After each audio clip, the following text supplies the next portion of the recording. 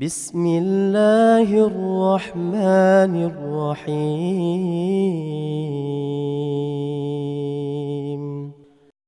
بسم الله الرحمن الرحيم.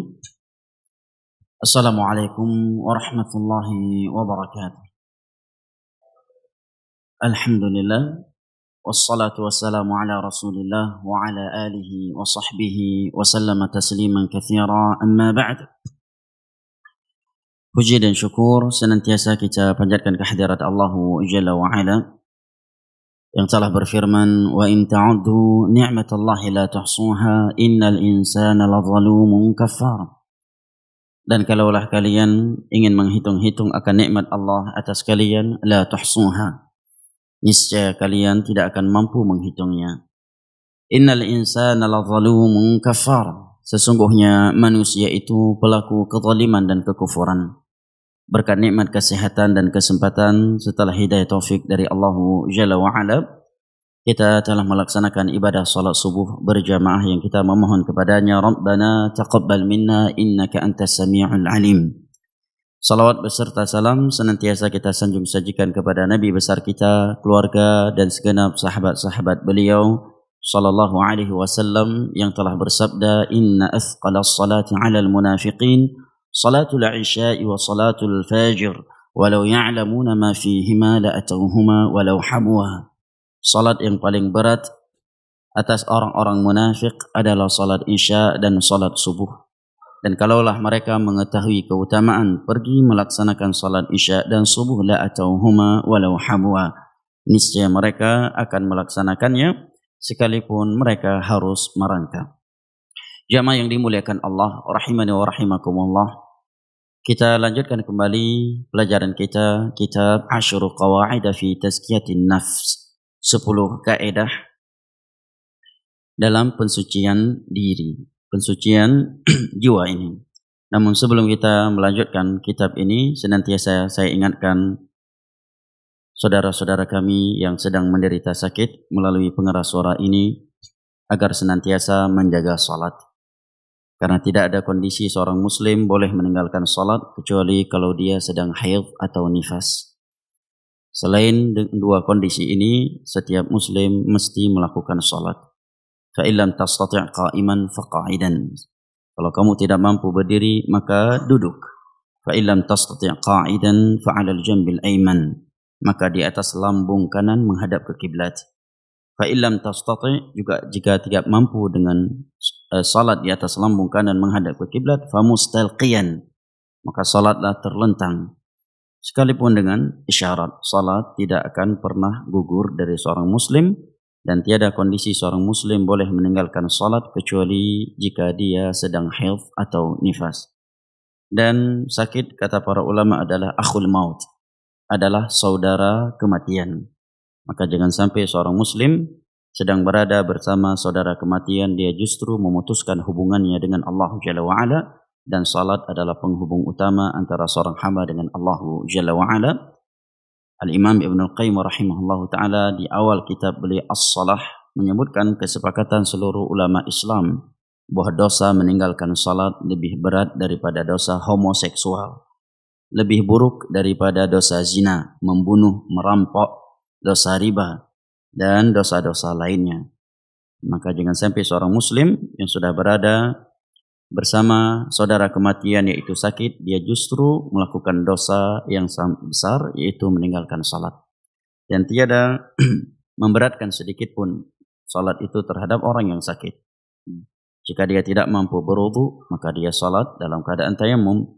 Kalau tidak mampu bertayamum karena dia pasien yang harus betul-betul higienis, berada di ruangan ICU dan semisal dengannya, maka dia salat tanpa wudu dan tanpa tayamum, dan itu diistilahkan oleh para ulama fikih dengan salatu faqidit tahurain, salat tanpa wudu dan tanpa tayamum karena tidak mampu melakukannya. Allah berfirman, wa ma fattaqullaha mastata'tum, bertakwalah kalian kepada Allah semampu kalian. Yang salat tetap tidak wajib. Kalau dia pasien musafir dari luar kota Banda Aceh, maka dia bisa menjamak, baik jamak taqdim ataukah jamak takhir, dan tidak ada istilah qadha di dalam Islam. qada salat ya dengan alasan sakit itu adalah bisikan syaitan dan fatwa yang menyimpang bertentangan dengan Al-Qur'anul Karim dan hadis-hadis Nabi sallallahu alaihi wasallam. Nabi sakit kurang lebih 41 hari sebelum wafatnya. Ya, 11 hari atau beberapa belas hari darinya beliau tetap keluar salat ke masjid, bahkan beliau dipapah oleh Abdullah bin Abbas dan Ali bin Abi Thalib radhiyallahu anhuma. Salat tidak pernah boleh ditinggalkan oleh seorang laki-laki kecuali kalau dia haid atau nifas. Kata penulis rahimahullahu taala, al-qa'idatul ula, kaidah yang pertama. Setelah sebelumnya beliau menguraikan kepada kita beberapa poin penting terkait pembahasan ini di muqaddimah kitab ini yang telah kita baca di pertemuan yang lalu. Kemudian kata beliau, al-qa'idatul ula at-tauhidu aslu ma tazku bihin nufus.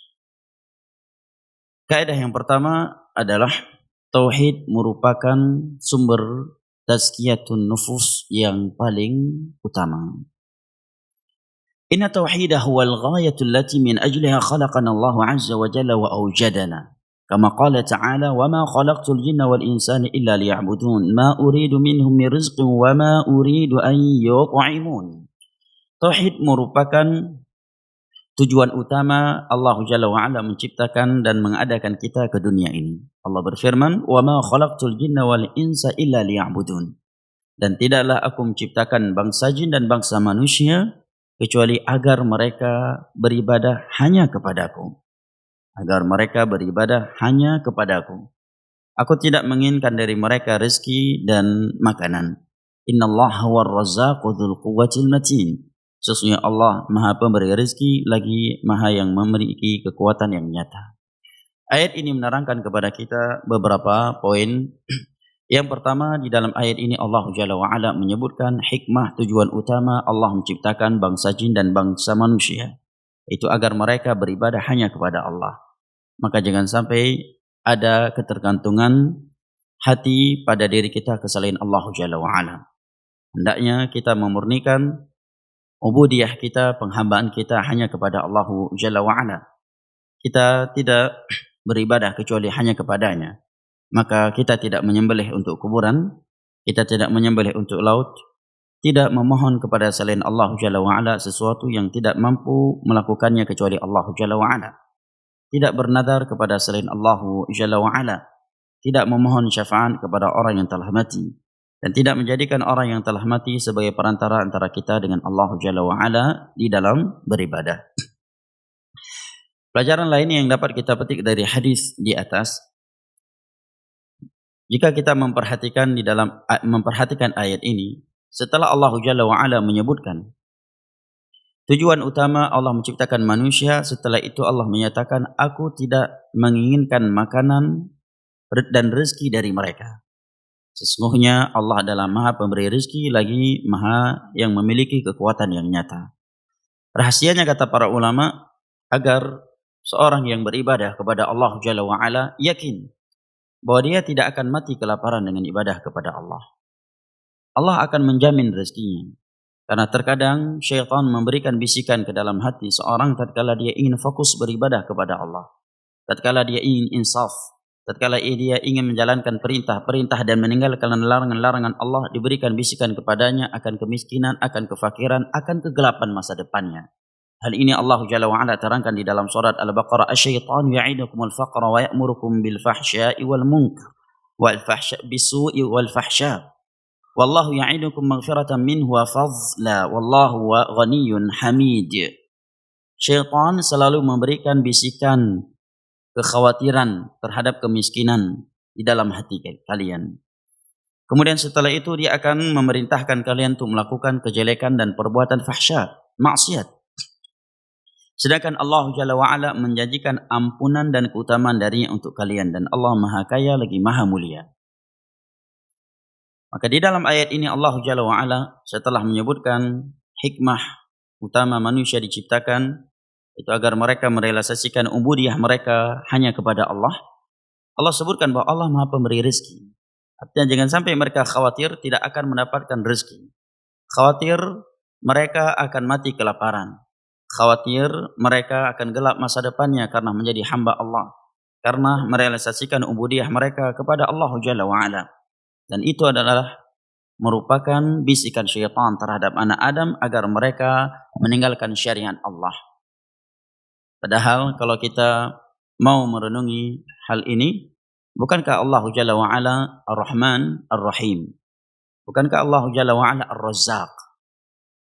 Jika kita akan mati kelaparan, kita akan sengsara, masa depan kita akan hancur karena kita menjalankan perintah dan meninggalkan larangannya, berarti Allah bukan Ar-Rahman, berarti Allah bukan Ar-Rahim, berarti Allah bukan Al-Hakim, berarti Allah bukan Al-Alim. Buktinya mengharamkan kepada kita hal-hal yang bermanfaat dan kita butuhkan, dan memerintahkan kepada kita hal-hal yang itu merupakan sumber kerusakan terhadap dunia dan akhirat kita. Ini konsekuensi dari sikap tersebut terhadap Allah Jalla wa'ala. Memang secara lisan eksternal tidak ada yang mengucapkan Allah Maha Zalim. Secara lisan eksternal tidak ada seorang muslim mengatakan bahwa Allah bukan Maha Hikmah. Tetapi secara lisan internalnya mengesankan demikian. Ketika dia berhadapan dengan hukum Allah Jalla wa'ala, suatu larangan, maka dia tidak akan meninggalkannya. Atau dia tidak mau meninggalkannya. Dengan alasan kalau saya tinggalkan ini, nanti saya akan mati kelaparan. Saya nggak punya rezeki lagi. Anak saya makan apa? Istri saya makan apa? Bagaimana masa depan mereka? Seakan-akan dia lebih pandai daripada Allah. Seakan-akan Allah bukan Al-Hakim. Sehingga Allah mengharamkan sesuatu yang itu manfaat buat manusia. Padahal merupakan akidah seorang muslim, kata para ulama, bahwa Allah Jalla wa'ala adalah meyakini Allah tidaklah memerintahkan hambanya kecuali dengan sesuatu yang murni baik atau dominannya baik. Sebagaimana Allah Jalla wa'ala tidak mengharamkan sesuatu terhadap hamba-hambanya kecuali sesuatu itu murni buruk atau dominannya buruk. Karena di antara nama Allah adalah Ar-Rahim, adalah Ar-Rahman, Al-Hakim, Al-Alim, ala kulli syai'in qadir. Andai kata nama-nama Allah Jalla wa'ala tersebut tertanam di dalam hati seorang hamba dengan merenungi makna-maknanya, maka sungguh dia tidak akan bersikap demikian dengan Allah Jalla wa'ala. Sehingga tidak sedikit di antara mereka rela meninggalkan salat 5 waktu atau sebagiannya demi mencari rezeki. Khawatir kalau pergi salat nanti keuntungannya akan hilang. Ya. Dari mulai salat zuhur, asar, maghrib, isya, mulai dia kalkulasikan. Pergi salat zuhur habis waktu kurang lebih 30 menit. Dalam 30 menit bisa laku 30 bungkus atau 20 bungkus. Dalam satu bungkus saya punya untung 5.000. 5.000 kali 20 berapa? 100. 100.000 hilang pada salat zuhur. 100.000 hilang karena salat asar, 200.000. 100.000 hilang karena salat maghrib, 300.000. 100.000 hilang karena pergi salat isya, 400.000. Kali sebulan berapa? Berapa? 12 juta. Kali setahun? Berapa? 144 juta. Masya Allah. Ya, sekian keuntungan hilang gara-gara pergi salat. Ini apa namanya? Secara tidak langsung dia ingin menyatakan Allah Maha Zalim. Gara-gara beribadah kepadanya hilang dunianya. Secara tidak langsung dia menuduh Allah bukan Al-Hakim. Allah bukan Ar-Rahman. Allah bukan Ar-Rahim. Dan seakan-akan dia lebih berilmu daripada Allah. Dia lebih hakim daripada Allah Jalla wa'ala. Padahal Allah yang mewajibkan kepadanya salat, dialah Allah yang memberikan rezeki kepadanya. Dialah yang telah menciptakannya, dialah yang akan mematikannya, dialah yang akan menghidupkannya, dialah yang akan menimpakan musibah kepadanya, dan dialah yang akan mengangkatnya. Demikian pula dalam masalah haram. Ini kalau saya tidak mengambil ini, fee yang haram ini, ya uang suap menyuap ini, uang panas ini, dengan apa saya beli rumah? Ya, dengan apa saya punya mobil mewah? Dengan apa saya bisa poligami? Kalau saya nggak ngambil fee haram ini. Ya. Kalau saya tidak melakukan pekerjaan yang haram ini, kalau saya tidak ambil riba dan yang semisal dengannya, seakan-akan Allah bukan Ar-Rahman, bukan Ar-Rahim, bukan Al-Hakim, tetapi Allah Maha Zalim. Seakan-akan na'udzubillah min dzalik. Maka di akhir ayat ini Allah Jalla wa Ala menyatakan innallaha war-razzaqu dzul quwwatil matin. Allah Maha pemberi rezeki. Tak usah khawatir akan rezeki dari Allah Jalla wa Ala karena kalian beribadah kepada Allah. Itu tidak akan terluput. Allah yang telah berfirman, "Wa ma min dabbatin fil ardi illa 'ala Allahi rizquha." Tiada yang melata di permukaan bumi ini kecuali Allah yang telah menjamin rezekinya. Wa kam min dabbatin fil ardi la tahmilu rizqaha Allahu yarzuquha wa iyyakum. Betapa banyak yang melata di muka bumi ini, kalau kalian melihatnya dia tidak mampu memiliki rezeki seperti itu. Dia tidak mampu makan dan minum, tetapi Allah telah memberikan rezeki kepadanya dan kepada kalian. Di dalam sebuah hadis yang sahih Nabi SAW bersabda, Inna ruha atau inna Jibril qad nafaqa fi raw'i anna an-nafsa la tamutu hatta tastakmila rizqah. Jibril alaihissalam turun dan meniupkan wahyu di dalam hatiku bahwa tiada nyawa yang mati kecuali dia telah mengkonsumsi seluruh rezekinya. Andai kata rezeki kita, jatah rezeki kita yang telah Allah tulis di dalam Laul Mahfuz 50.000 tahun sebelum Allah ciptakan langit dan bumi belum kita terima seluruhnya, maka pasti kita tidak akan dimatikan oleh malaikat maut. Lan tamuta illa wa qad istakmala rizqah. Dia tidak akan mati kecuali dia telah mengkonsumsi seluruh rezekinya. Maka kewajiban kita adalah bertawakal, memohon, meminta kepada Allah Jalla wa Ala dan melakukan sebab-sebab yang tidak bertentangan dengan hukum Allah, karena Nabi SAW bersabda, fa inna ma indallahi la yunalu bi ma'siyati. Rezeki halal yang berkah di sisi Allah tidak akan diperoleh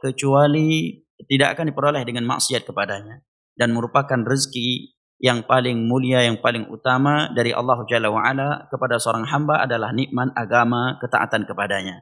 Di dalam sebuah hadis yang diriwayatkan oleh Imam Ahmad dari sahabat yang mulia Abdullah bin Mas'ud radhiyallahu anhu, Nabi SAW bersabda, Innallaha qasama bainakum akhlaqakum kama qasama bainakum arzaqakum. Wa innallaha yu'ti dunya man yuhibbu wa man la yuhib. Faman a'tahu faqad ahabbah. Allah memberikan kepada kalian akhlak sebagaimana Allah telah membagikan rezeki di antara kalian. Sesungguhnya Allah Jalla wa Ala akan memberikan dunia kepada orang yang ia cintai dan kepada orang yang tidak ia cintai sekalipun. Wala yu'tid din illa man yuhib. Adapun nikmat agama, nikmat akidah yang benar, prinsip beragama, nikmat as-sunnah, nikmat salat 5 waktu berjamaah, nikmat pekerjaan yang halal, nikmat anggota keluarga yang saleh, nikmat lingkungan yang baik, nikmat salat tahajud, nikmat membaca Al-Quran, illa man ahab. Itu tidak akan pernah Allah berikan kecuali hanya kepada hamba yang ia cintai sahaja. Kemudian pelajaran lainnya dari hadis di atas, kata para ulama, rahasia Allah Jalla wa Ala menyebutkan dirinya maha pemberi rezeki dan maha memiliki kekuatan yang nyata setelah Allah Jalla wa Ala menyebutkan tujuan utama dari penciptaan manusia dan jin adalah agar manusia tidak menyangka bahwa ibadah yang mereka lakukan itu akan memberikan manfaat kepada Allah. Tidak. Allah maha kaya, tidak butuh kepada ibadah manusia. Di dalam sebuah hadis qudsi Allah Jalla wa Ala berfirman, "Lau anna awwalakum wa akhirakum wa insakum wa jinnakum kanu ala atqa qalbi rajulin wahidin minkum ma zada dzalika fi mulki syai'a." Andai kata seluruh kalian yang hidup di dunia ini semenjak Nabi Adam, semenjak makhluk diciptakan sampai terakhirnya, manusianya dan jinnya mereka betul-betul bertakwa kepada Allah, maka itu tidak akan menambahkan kerajaanku sedikit pun. Innama hiya a'malukum uhsiha lakum faman wajada khairan falyahmadillah wa man wajada ghaira dzalika fala yalumanna illa nafsah. Ibadah yang kalian lakukan itu akan aku hitung dan aku tulis untuk kalian, dan akan aku balas terhadap kalian. Barang siapa yang mendapatkan kebaikan, maka hendaknya dia memuji Allah. Dan barang siapa yang mendapatkan sebaliknya, justru mendapatkan azab di dalam liang kubur atau di akhirat kelak, maka jangan ia mencela kecuali dirinya.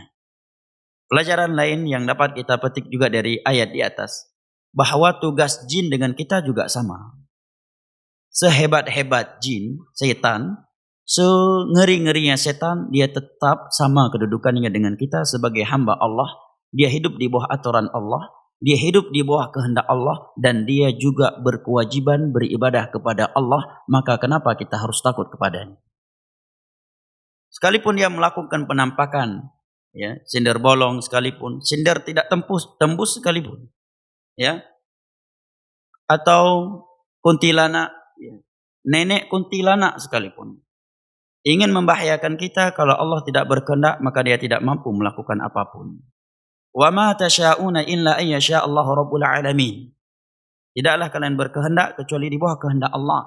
Huwallazi khalaqakum wa ma ta'malun. Dialah yang telah menciptakan kalian dan amalan kalian. Wa kulla syai'in khalaqnahu biqadar. Segala sesuatu yang terjadi itu dengan takdir Allah Jalla wa ala. Innaman najwa minasyaitani liyahzuna alladhina amanu wa laysa bidarrihim syai'an illa biiznillah wa 'ala Allahi falyatawakkalul mu'minun. Gangguan syaitan kepada kalian, apakah dengan kerasukan, penampakan, waswas ataukah yang lainnya, itu tujuannya untuk membuat seorang mukmin sedih, takut. Tiba-tiba dia melihat penampakan, ya, kuntilanak, penampakan gondorowo kalau bahasa Jawa, ya. Misalnya bahasa Aceh burung. Ya. Pernah antum? Ya, diganggu seperti itu, sedang naik sepeda motor, tiba-tiba ada wanita rambut panjang, baju putih, ya, matanya tak ada, duduk di belakang antum dan memeluk antum. Numpang ya, Pak? Hah? Pernah? Pernah dokter? Masya Allah. Barakallahu fiik. Gawat nih dokter. Baik.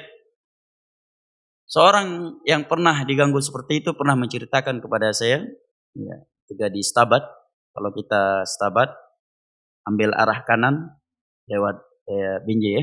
Ke Medan kan itu melewati kebun tebu yang sangat panjang, ya. Kebun tebu yang sangat panjang. Dia pulang kajian naik sepeda, orang tua. Ya, begitu dia naik sepeda, tiba-tiba ada orang yang naik ke sepedanya di belakang. Dia lihat rambut panjang, baju putih, ya, dan menyatakan numpang atau semana itu. Begitu dia dari belakang, kemudian hilang, tiba-tiba sudah berada di depannya. Tapi ini orang tua memang sudah mengaji dari tahun 90, ya, sudah mengenal tauhid dan sunnah dari tahun 90, ya. Coba kalau yang diganggu generasi micin cabai-cabean, apa nggak ngompol dia? Hah? Nggak usah anak kecil yang cabai-cabean, urang tua anak yang terjadi tong luar mau. Ya, karena nggak ada tauhid. Katakan aja kepada dia, ada apa dengan kamu? Kamu dengan saya diancam dengan neraka kalau bermaksiat kepada Allah. Kamu dan saya akan masuk surga kalau taat kepada Allah. Yang mematikan kamu dan saya adalah Allah, sebagaimana yang menghidupkan saya dan kamu adalah Allah. Ya, dan nenek moyang kamu dilaknat, dikutuk oleh Allah karena tidak mau sujud ke ayahanda kamu. Andai kata dia mampu memukul kita, mengganggu kita, bukan karena dia sudah kuat, tetapi karena Allah yang sudah berkehendak. Karena hikmah yang dia inginkan. Bukankah Nabi kita juga disihir oleh budak Yahudi yang bernama Labid ibn al-A'sam. Buhulnya ditaruh di dalam sumur Nabi. Nabi disihir, yukhayyalu ilai annahu fa'ala syai' wa lam yaf'al. Sehingga bawaan Nabi selalu merasa dirinya sedang melakukan sesuatu padahal beliau tidak melakukannya. Apakah Nabi kurang beriman kepada Allah? Na'udzubillah min dzalik. Apakah Nabi kurang bertakwa kepada Allah? Sungguh tidak. Nabi manusia yang paling bertakwa. Tiada yang lebih bertakwa di muka bumi atau bahkan dari seluruh makhluk yang pernah Allah ciptakan daripada Nabi Muhammad SAW. Tapi itu terjadi karena suatu hikmah.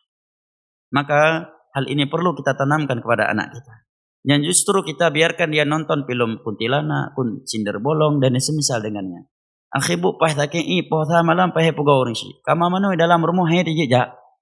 Tidak berani ke kamar mandi. Pada kamar mandi dalam rumah sebagai anak kaum mukminin. Kenapa? Karena suka nonton film hantu, film horor. Tidak diajarkan tauhid, ya. Sehingga su ongkur song matang bertohib lung anak milonya.